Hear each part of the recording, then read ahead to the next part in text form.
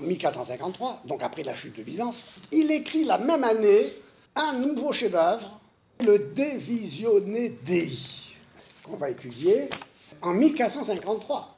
Il écrit ce qui est peut-être sa plus belle œuvre, et plus profond, littéraire, extraordinaire. Le De Visione Dei, on l'a appelé aussi le De Icona. Lui-même, d'ailleurs, y a fait mention. Ce traité a été composé entre le 14 septembre et le 23 octobre 1453. Il est né, ce traité, à l'occasion d'une controverse. Comme vous voyez, c'est toujours dans un contexte. Il ne cède pas à la curiositas. La studiositas, ce n'est pas la curiositas. C'est-à-dire qu'il ne s'agit pas de butiner, de poser les questions qu'il faut se poser. Donc, c'est à l'occasion d'une controverse concernant le rapport entre la connaissance et l'amour dans l'union, non seulement l'union entre les êtres, qui pour s'aimer doivent se connaître, et qui se connaissent aussi parce qu'ils s'aiment, mais ici, il s'agit d'un rapport entre la connaissance et l'amour dans l'union à Dieu. Dieu, qui, on le verra, est l'un. Cette controverse portait sur l'interprétation de la théologie mystique du pseudo-Denis. Denis l'Aréopagite, c'est le grand héritier du néoplatonisme, d'un néoplatonisme chrétien qui s'est développé contre le néoplatonisme païen de Proclus. Pour se situer dans l'histoire, il faut savoir que le christianisme, quand il est né, il n'était pas du tout philosophique et il n'a jamais été philosophique. Le christianisme est né, à partir de la résurrection du Christ, ça suffisait, tout le monde se convertissait, le Christ est ressuscité. Bon, pas besoin de faire une démonstration. Et puis, le christianisme se développe dans l'Empire, tout ça, ça va susciter des réactions inquiètes et belliqueuses du monde païen. Porphyre, le disciple de Plotin, va écrire contre le christianisme, tout ce qu'on peut écrire contre le christianisme, et même Onfrey n'arrive pas à la cheville de Porphyre contre le christianisme. Ouais. Donc il y a eu là ce qu'on appelle la réaction païenne. Alors, les chrétiens n'en sont pas restés là, ils ont réagi. Et ils ont réagi en se mettant sur le terrain du néoplatonisme. L'histoire du néoplatonisme chrétien commence avec Saint Justin, qui culmine avec Saint Augustin, et qui se prolongera.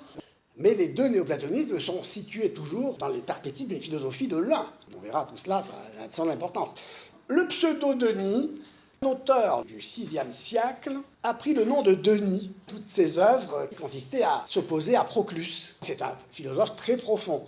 On l'a appelé Denis l'Aréopagite, en le confondant avec le Denis de Saint-Paul. À vrai dire, il y avait là peut-être une tactique pour attirer l'attention. Et quoi qu'il en soit, Denis laisse une œuvre magistrale extrêmement importante et qui va jouer un rôle déterminant aussi avec l'œuvre de Proclus dans la pensée de Nicolas de Cuse. La question ici était l'interprétation de cette théologie mystique du pseudo-Denis. Théologie mystique, pourquoi ? Parce qu'on le verra, la théologie, donc la science de Dieu, pour les néoplatoniciens, c'est la science de l'un. Mais comme on l'a dit, de l'un, on ne peut rien savoir, n'est-ce pas ? Parce que dire de l'un qu'il est quelque chose, c'est ne plus parler de l'un. Oui. Et donc, silence. Silence radio sur l'un. Il n'y a que le silence de la doctinurance qui pointe déjà chez le pseudo-Denis. Ce qu'on appelle la théologie négative.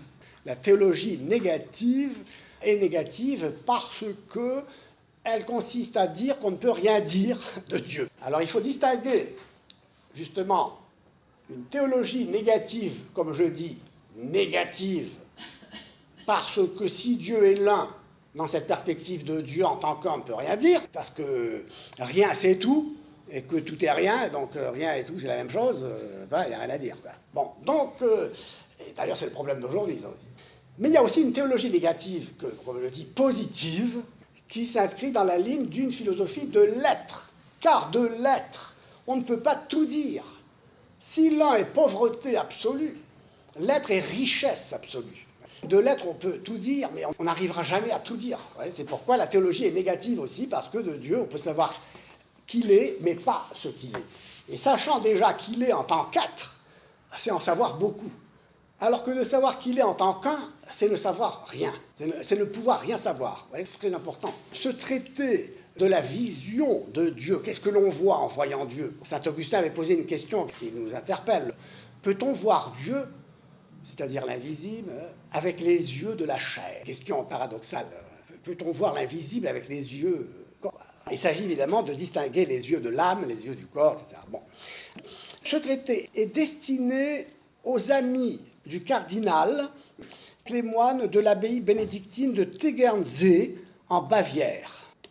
Cette controverse avait été suscitée par le traité contre Gerson, le recteur Gerson, un personnage important, un moine du nom de Vincent d'Axbach, bon, peu importe, reprochait à Gerson de mal interpréter Denis, en ramenant la théologie mystique à une contemplation, c'est-à-dire à une vision intellectuelle.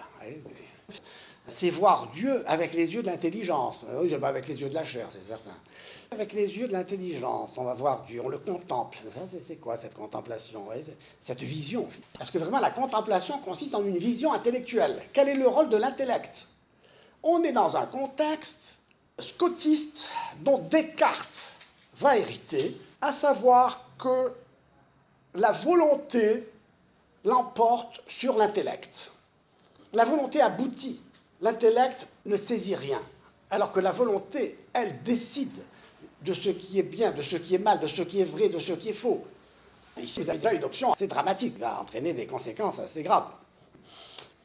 Est-ce que c'est une vision intellectuelle? Est-ce que vraiment cet amour comporte la connaissance? Est-ce que j'aime l'être que je connais?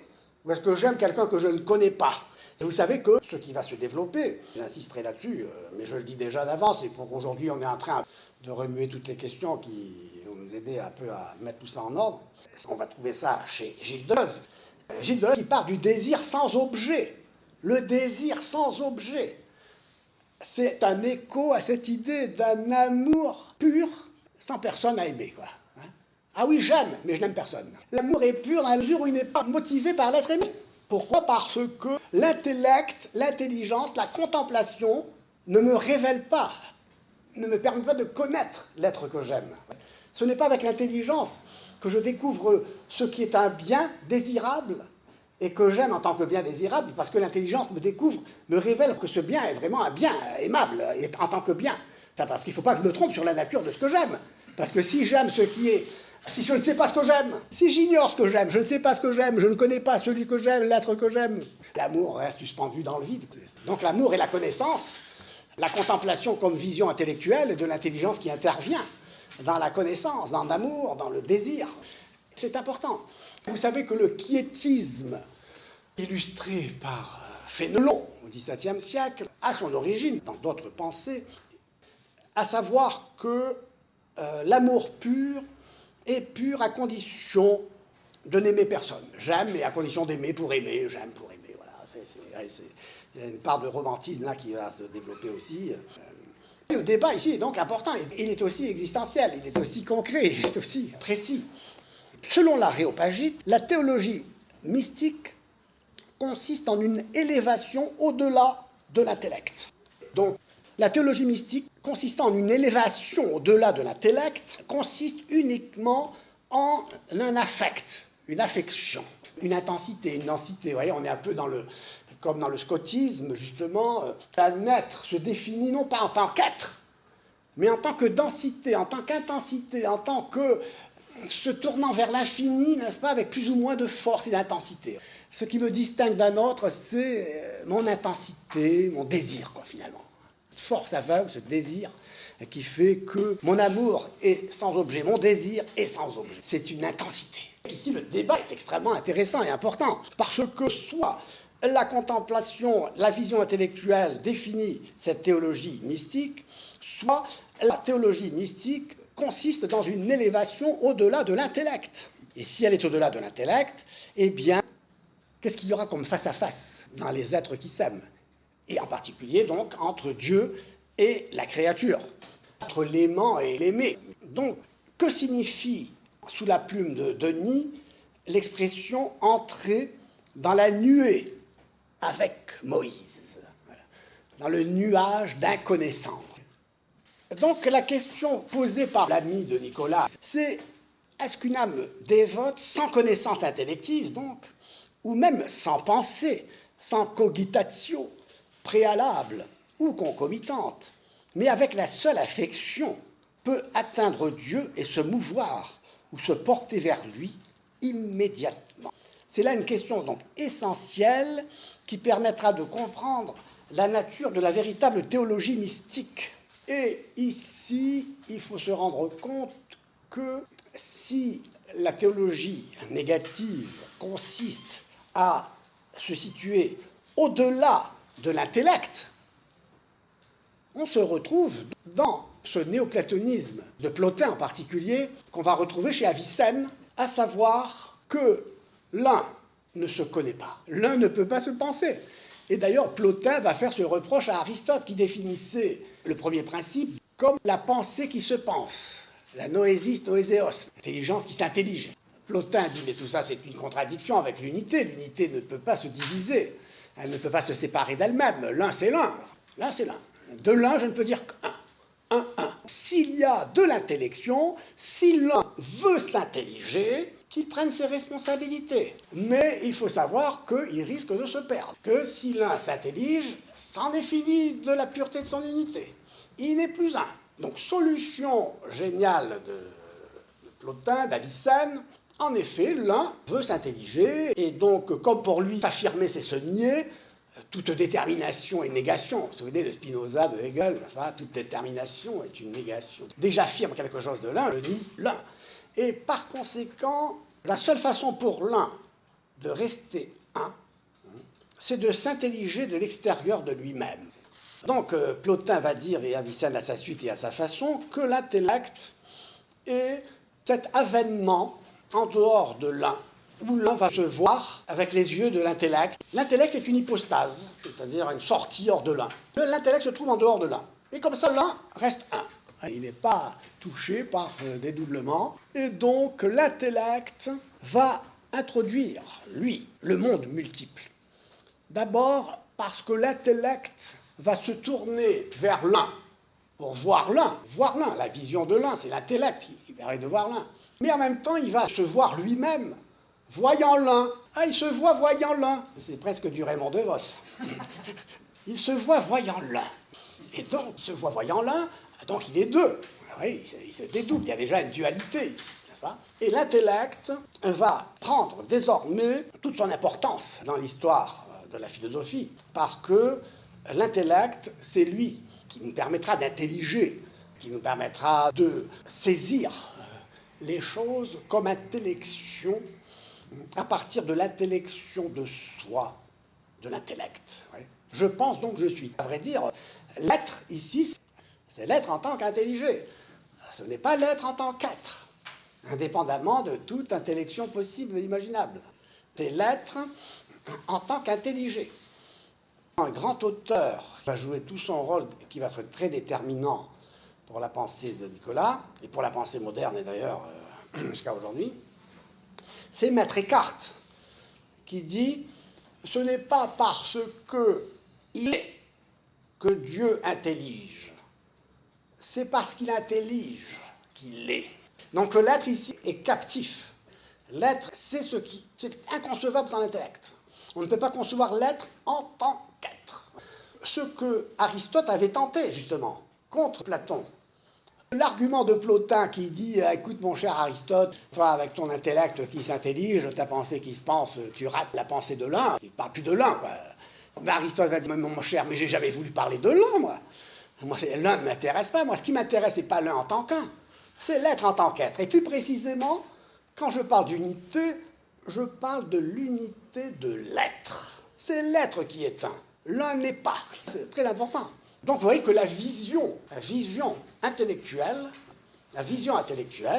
c'est une vision qui n'est pas vision de l'un. Alors donc, pourquoi cette question est essentielle, cette compréhension de la vision de Dieu, de la vision de l'un, vision qui va culminer finalement dans ce silence de la docte ignorance? On verra que tout cela correspond à la logique d'une philosophie de l'un. Et quand je parle de l'un, je parle de l'infini, de l'indéterminé, du rien, du néant, du non-être. Dès que je commence à dire quelque chose, je suis en deçà du monde de l'un, de l'unité pure et nue. Je suis dans un monde du multiple. c'est-à-dire du non-un, c'est-à-dire donc de ce qui n'a jamais été, à vrai dire, puisque le contraire du non-être de l'un, c'est aussi un non-être, c'est-à-dire le reflet. Bon, enfin, on reviendra là-dessus. Alors, il faut savoir ceci. Du temps de Maître Eckhart, ceux qu'on appelait les Bégards avaient affirmé que toute créature intellectuelle pouvait jouir naturellement, et donc ici-bas, de la vision béatifique, sans ce qu'on appelle la lumière de gloire, le lumen gloriae, c'est-à-dire une grâce créée, quelque chose que Dieu ajoute à l'intellect humain pour que l'intellect humain arrive à voir Dieu. Cette doctrine était l'exact opposé de celle qui affirmait qu'aucune créature ne peut voir l'essence de Dieu. On ne peut pas voir Dieu, on ne peut pas voir l'essence de Dieu. Or, ils disent, déjà dans la vision béatifique. La vision béatifique, ça veut dire la vision de Dieu face à face. Face à face. Donc, on se trouve ici devant deux positions extrêmes. Soit on peut bénéficier immédiatement de la vision béatifique, on voit Dieu, soit on ne pourra jamais voir Dieu.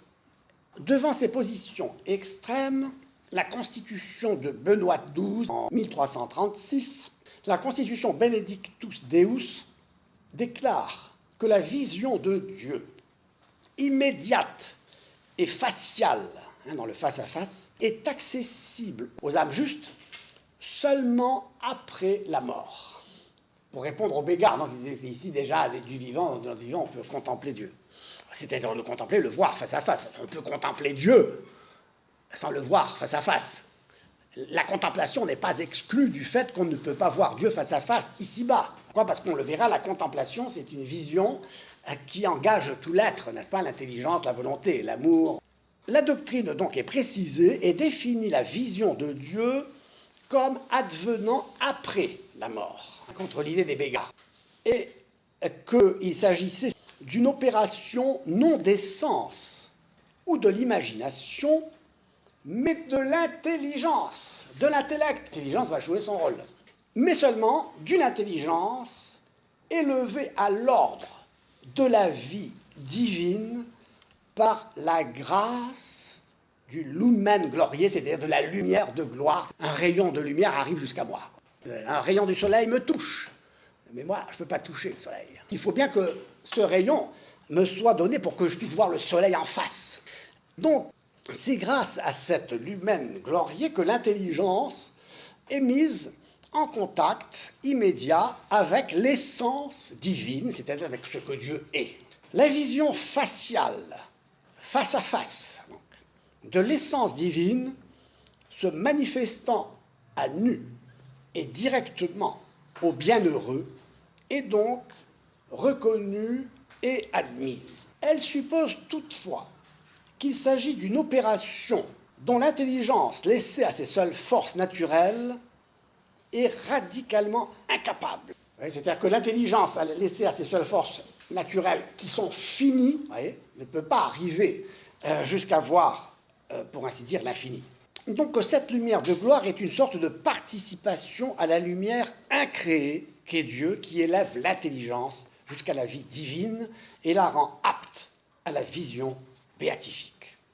Donc vous voyez ici le contexte dans lequel ce traité va se développer est un contexte qui remet en question la nature même du rôle de l'intelligence, de l'intellect, et qui développe cette réflexion sur l'intelligence dans un contexte de docte ignorance.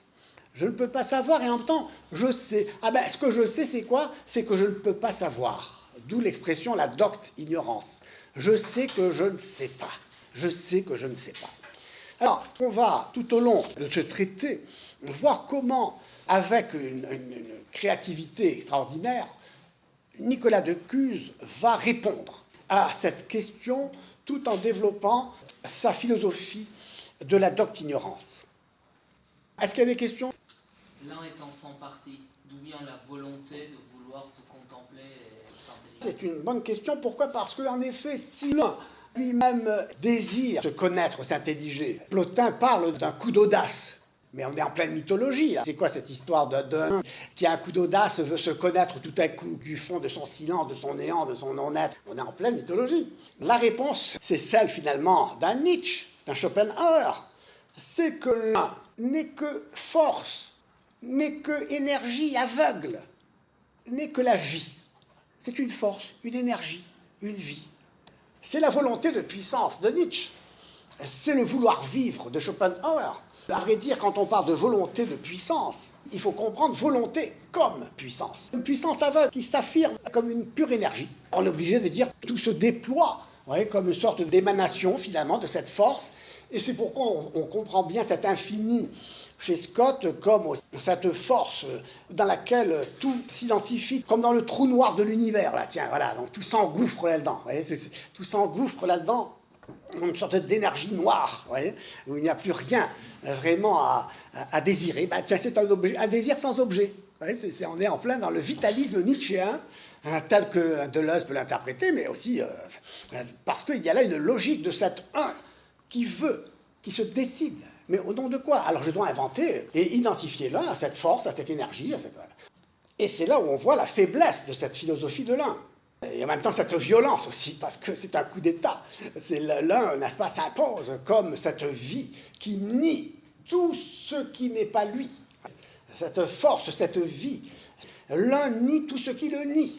Il est negatio negationis. C'est-à-dire que tout ce qui est doit disparaître, et de trop pour l'éternité, la pureté de l'un, comme dirait Jean-Paul Sartre. Tout ce qui est de trop pour l'un. Et tout doit disparaître, s'effacer. Et Descartes va parler du détachement en ce sens. La notion de détachement chez Descartes, il faut s'effacer, se détruire pour faire la place à l'un, toute sa place, c'est-à-dire la place du non-être. Une action qui est une action défaisante, où tout ce qui est doit, en existant, sortir de soi, provoquer le mouvement inverse d'insistance. D'où la coïncidence des opposés. Exister doit correspondre à insister.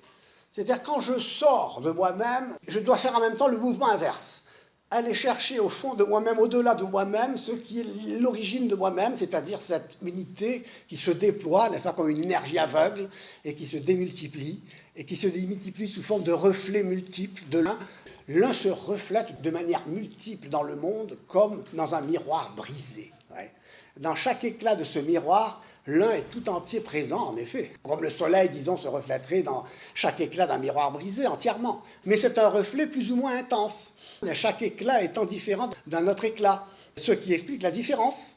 Mais c'est une différence qui est dans le monde des reflets. Un monde de reflets qui ne sont pas des effets de l'être créateur qui bénéficierait d'un être réellement réel. Pour répondre à ta question, donc, je suis obligé de dire, ben oui, en effet, s'il a une volonté, cette volonté, c'est une volonté de puissance qui est une puissance elle-même, qui est une énergie, une vie, qui me permet de comprendre ce faux être-là d'un monde qui se multiplie autour de moi, dans mon environnement, pour parler comme Heidegger, n'est-ce pas, où tout se déploie sans cesse. Ouais, tout se déploie sans cesse, s'élargit sans cesse, comme dans un rayonnement nucléaire, d'une bombe nucléaire. Bon, donc comme vous le voyez, il y a beaucoup d'enjeux dans tout cela, et qui est un enjeu existentiel.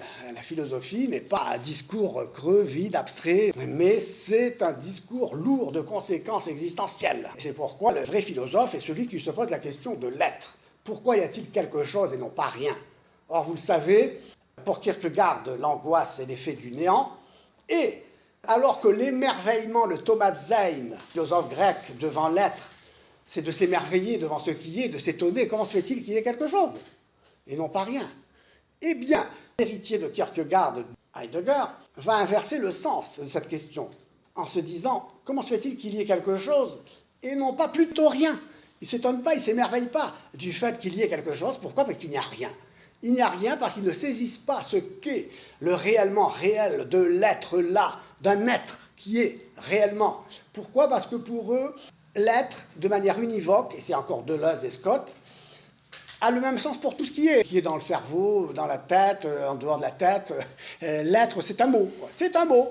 L'être est un mot qui équivaut qui a le même sens pour tout ce que je dis être. Ouais, donc, ce qui va me permettre de distinguer, me permettre d'affirmer ce qu'est une chose, c'est non pas qu'elle l'est, mais qu'elle ait cette intensité, qu'elle ait cette force, cette vie, ce désir plus ou moins intense et plus ou moins grand, mais toujours aveugle. Il faut bien saisir tout cela, la portée de cette pensée.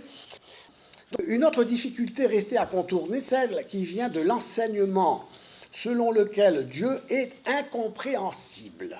Certes, il est incompréhensible au sens général de connaissance intuitive et immédiate, par opposition à la connaissance abstraite et médiate. Et en ce sens, les élus, admis à la vision de Dieu, sont comprehensores, c'est-à-dire ceux qui sont appelés à comprendre. Mais il est incompréhensible au sens où Dieu serait entièrement connaissable, car nulle intelligence finie ne peut connaître Dieu qui est infiniment connaissable et par conséquent connaissable uniquement par lui-même, de manière parfaite. Et pourtant, la vision béatifique se définit comme atteignant l'essence divine telle qu'elle est en elle-même. D'ailleurs, on verra, la vision béatifique consiste à voir Dieu tel qu'il est en lui-même. Car Dieu ne peut pas être vu en partie. On peut pas voir Dieu en partie, on voit Dieu entièrement.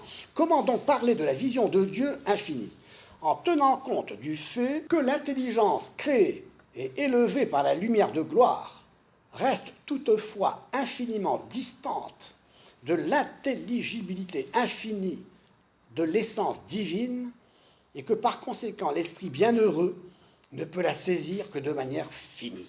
C'est pourquoi la vision de Dieu est conciliable avec l'affirmation de son incompréhensible. Mais cette incompréhension de Dieu n'est pas la doctignorance telle que l'entend le Cusin, laquelle s'inscrit dans l'essence même de Dieu, qui est l'unité pure et nue, qui n'arrive pas à se connaître elle-même. C'est-à-dire que Dieu, s'il est un pur et nu, il est ignorant de lui-même.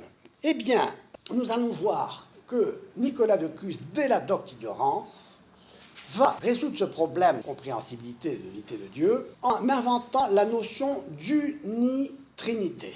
C'est-à-dire que, alors que Avicenne, Plotin situaient l'intellect en dehors de l'un, qui ne peut pas s'intelliger lui-même sans se remettre en question, Nicolas de Cuse va situer l'intellect à l'intérieur de l'un et va être à l'origine ici d'un mouvement dialectique de tout l'idéalisme allemand. À savoir qu'il va parler de l'unitas de l'un, de l'équalitas et de la connexion. C'est-à-dire que l'un est égal à 1. Les mathématiques ici vont jouer un rôle. L'un égale 1, 1 égale 1. Ah tiens, l'unitas incolore, inodore et sans saveur, sans vie, va tout à coup prendre vie, en se disant « je suis égal à moi-même ». L'unitas, on peut dire, va devenir unum, ouais, c'est-à-dire l'un vivant, va prendre vie. Et donc, l'un et l'équalitas prend vie, d'accord, mais l'un en disant « moi, c'est moi, je m'intellige », il est encore dans la dualité. L'invention de Nicolas de Cuse sera de dire que cet un qui sort de lui-même en se voyant en face de lui-même, en se disant « c'est moi, ça, égal à moi-même », eh bien, il va inventer le mouvement de retour sur soi, qui est la connexion. Ouais. Et donc, l'intellect qui est retour sur soi, l'unité qui est retour sur soi, fait que cette unité vivante est trine, unitas, equalitas, connexion, union, retour sur soi. Et là, vous avez tout le mouvement de la dialectique hegelienne, de l'idéalisme allemand. L'histoire de l'esprit absolu, selon Hegel, c'est l'histoire de l'un qui sort de lui-même et qui revient à lui-même. C'est pourquoi il n'y a pas en Dieu de nature, d'identité, mais une histoire. Autrement dit, Dieu est histoire, tout est devenir. Vie, mais une vie qui retourne sur soi, dans l'infini. Avec ses échappées dans le fini, on en parlera, où l'infini se reflète de manière finie, mais où dans l'infini, tout est égal à tout, même dans une vie où tout est retour sur soi. Vous voyez, donc toute cette problématique se trouve déjà exposée de manière admirable dans la doctignorance, et elle va nous aider à comprendre et à lire cette vision de Dieu comme une vision qui est une vision de soi, par soi. Vous voyez, cette vision de soi par soi, c'est quoi? On va voir que Nicolas Lucus pose des problèmes qui vont troubler toute l'histoire de la philosophie.